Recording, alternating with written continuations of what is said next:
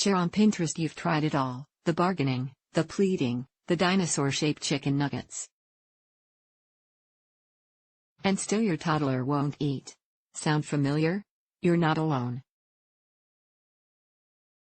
Toddlers are notorious for their, selectiveness when it comes to food. Still, after a lengthy hunger strike from your little one, you may wonder, are you dealing with a run-of-the-mill picky teenager, or is this a sign of a more serious problem? And, either way, how can you best approach the issue of a kid who won't eat? While picky eating, or even a temporary hiatus from eating altogether, is usually not a cause for concern, there are times when it's best to get professional help. We've got the scoop on when to call the doctor, when to hold your ground, and how to up the chances of your kid joining the ranks of the Clean Plate Club. What's normal? Just like the ups and downs of potty training and the occasional naptime meltdown, picky eating comes with the territory of toddler parenting. If your toddler turns up their nose at absolutely everything you put in front of them, it's probably not a reflection of your parenting skills or a medical problem. It's far more likely that your child is going through a normal developmental phase.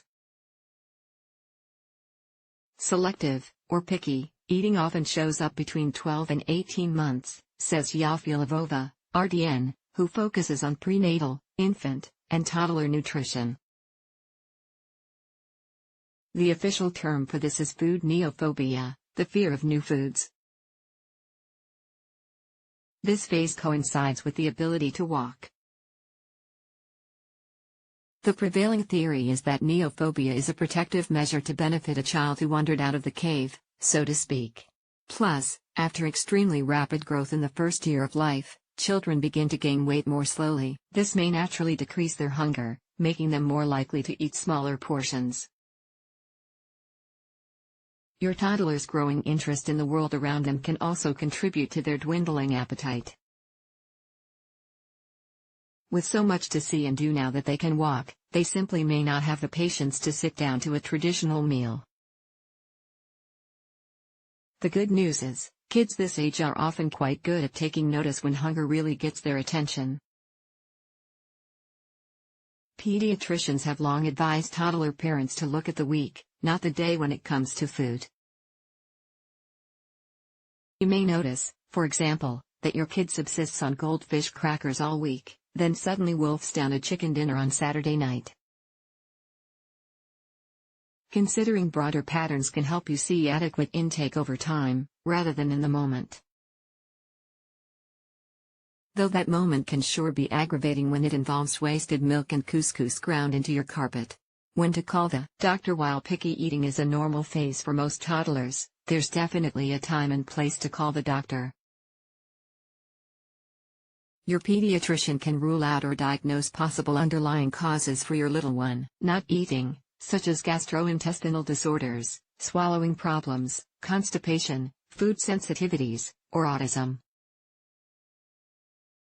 According to Lvova, it's a good idea to seek help from your doctor or a pediatric dietitian when your child accepts fewer than 20 foods as losing weight, dislikes or refuses entire food groups, grains, dairy, proteins, etc. goes for several days without eating at all, is committed to certain food brands or types of packaging, requires a different meal from the rest of the family, is anxious in social situations because a food is a dramatic emotional response to disliked foods, such as screaming, running away, or throwing objects, making mealtime successful. Assuming there's not a health problem causing your toddler's picky eating, it's time to get creative. Here are some tactics that may help make mealtime with your little one more successful.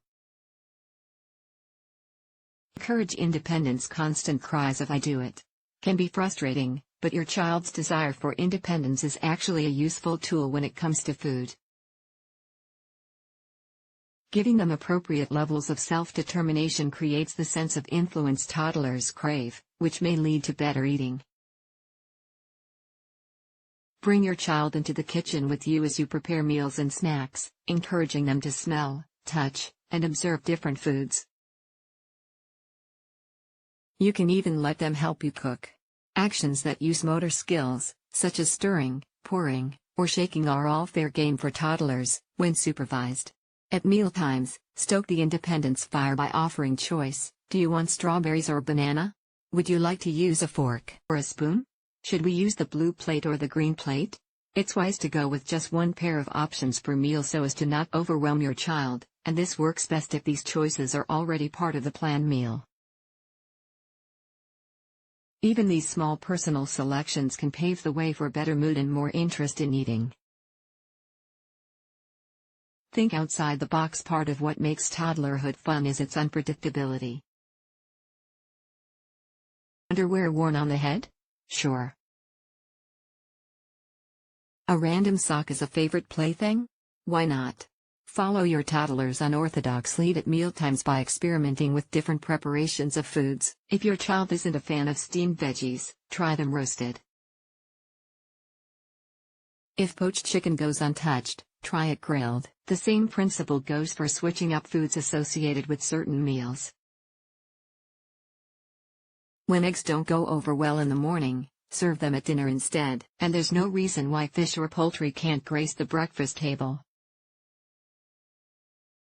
Make it a family affair at any age. There's a lot to be said for the social element of eating. Help your toddler feel relaxed and included at mealtimes by creating a pleasant, undistracted environment whenever possible.